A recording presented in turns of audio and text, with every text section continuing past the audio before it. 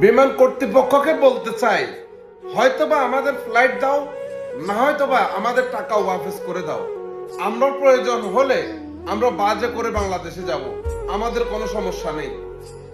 US Bangla চলতেছে, যেই দেশে লড়াই চলতেছে, যুদ্ধ চলতেছে এমারাতে, সেই এমারাত এয়ারলাইন চলতেছে, অথচ বাংলাদেশের যুদ্ধ না থাকা সত্ত্বেও বাংলাদেশের বিমান চলতেছে না। একটা নিউজ দেখেন, বাংলাদেশ এয়ারলাইন্স বলতেছে বিগত 9 দিনে 300-র অধিক ফ্লাইট বাতিল হয়েছে। বাতিল বাতিল বাতিল, এই পর্যন্ত আমরা একটা ফোর্স দেখি না বিগত 10 দিনের ভিতরে যে বাংলাদেশ এয়ারলাইন্সের ফ্লাইট চালু আছে বা চালু হয়েছে।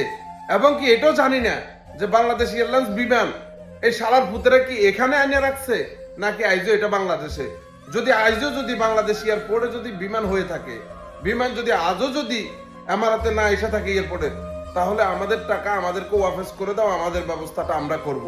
যেহেতু এয়ার আরবিয়া চলতেছে, বাংলাদেশ এয়ারলাইন চলতেছে, বিমান কর্তৃপক্ষ এটা দায়ভার নিতে হবে। আপনারা সবাই কি বলেন?